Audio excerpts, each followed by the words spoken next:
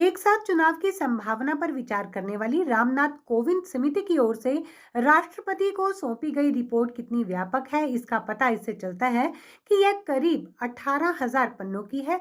यह हैरानी की बात है कि इतनी विस्तृत रिपोर्ट पढ़े बगैर ही कई दल उसके विरोध में उतर आए हैं। पूर्व राष्ट्रपति रामनाथ कोविंद की अध्यक्षता में वन नेशन वन इलेक्शन को लेकर गठित उच्च स्तरीय समिति ने अपनी रिपोर्ट सौंप दी है।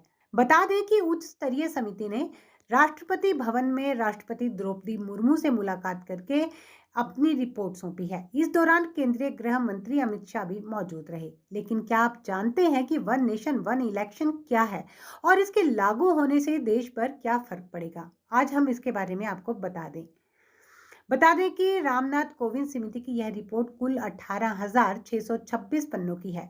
जानकारी के मुताबिक हाई लेवल कमेटी ने हितधारकों विशेषज्ञों के साथ व्यापक परामर्श और 191 दिनों तक लगातार काम करने के बाद यह रिपोर्ट तैयार की है।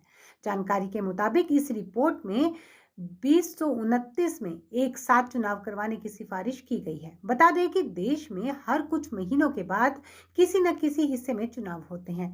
देश में पिछले करीब 3 दशकों में एक साल भी ऐसा नहीं बीता जब चुनाव आयोग ने किसी न किसी राज्य में कोई चुनाव न करवाया हो।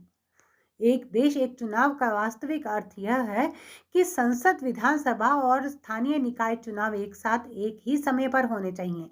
इससे वोटर यानी लोग एक ही दिन में सरकार या प्रशासन के तीनों स्तरों के लिए वोटिंग करेंगे।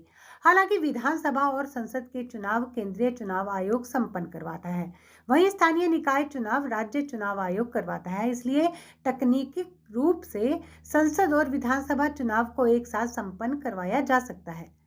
जानकारों का यह कहना है कि इससे देश के राजकोष को फायदा होगा और देश के राजकोष की बचत होगी, क्योंकि देश में चुनाव पर अरबों रुपए खर्च होते हैं। देश में बार बार चुनाव होने से सरकारी व्यवस्था बिगड़ जाती है। इससे विकास कार्यों पर भी फर्क पड़ता है। बता दें, सीबीआई और चुनाव आयोग की कई रिपोर्ट्स में कहा गया है कि चुनाव के दौरान काले धन को खपाया जाता है। एक बार चुनाव होने से इस पर रोक लगेगी। एक चुनाव होने से सरकारी मशीनरी का इस्तेमाल एक ही बार होगा। इससे स्कूल, कॉलेज और अन्य विभागों के सरकारी कर्मचारियों का समय और काम बार बार प्रभावित नहीं होगा, जिससे सारी संस्थाएं बेहतर ढंग से काम कर सकेंगी। सबसे बड़ी बात यह है कि एक बार चुनाव होने से वोटर ज्यादा संख्या में वोट करने के लिए निकलेंगे और लोकतंत्र मजबूत होगा।